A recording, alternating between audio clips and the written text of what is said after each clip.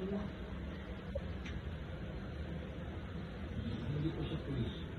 Nag-check na po kami at iba pa kami na ang mga presinto pero sa labas ng presinto.